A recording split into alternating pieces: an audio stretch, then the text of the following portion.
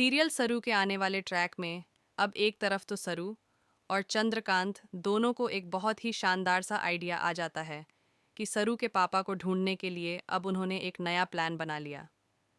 वो प्लान ये था कि सरू के पापा और सरू की मम्मी यानी कि सरोजा की शादी कहीं ना कहीं तो हुई होगी, और जहाँ पर हुई होगी उनके डॉक्यूमेंट्स भी वहाँ पर होंगे।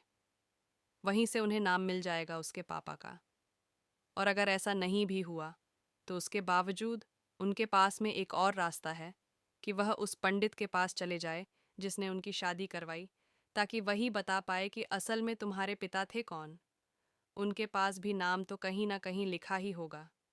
इस बात से सरू बहुत ज़्यादा खुश हो जाती है कि फाइनली अब उसके पापा शायद उसे मिलने वाले हैं, और वह भी सही तरीके से।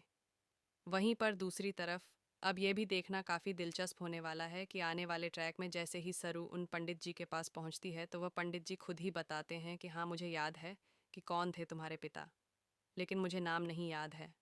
और जैसे ही वहाँ पर चंद्रकांत पहुँचता है तो वह बोल देते हैं कि यही तुम्हारे पिता हैं।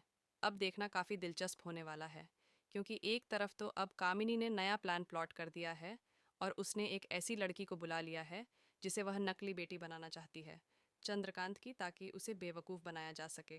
लेकिन वहीं पर दूसरी तरफ अब हमारी सरू का सच आने वाला है चंद्रकांत के सामने। अब चंद्रकांत किस पर भरोसा करेगा? सरू के ऊपर भरोसा करेगा या फिर उस नई लड़की के ऊपर भरोसा करेगा? खैर, ये कन्फ्यूज़न कुछ समय तक तो चलने वाला है, कुछ एपिसोड्स तक। लेकिन वहीं पर दूसरी तरफ अब सरू अपने आप को प्रूव करेगी चंद्रकांत के सामने, और चंद्रकांत का और सरू का रिलेशनशिप का सच जो कन्फ्यूज़न में है अभी भी वो आने वाला है बहुत ही जल्द सब लोगों के सामने। फिलहाल तो देखना काफ़ी दिलचस्प होने वाला है, क्योंकि अब वेद और सरू दोनों के डिवोर्स को और दोनों के रिलेशनशिप को एक और मौका मिल चुका है, जहाँ पर 10 दिन के बाद रोहित वापस रिटर्न होने वाला है। लेकिन 10 दिन तक में अब बहुत सारी चीज़ें बदलने वाली हैं। सरू और वेद का रिश्ता पूरी तरीके से बदल जाएगा, क्योंकि सरू के और चंद्रकांत के रिलेशनशिप का जो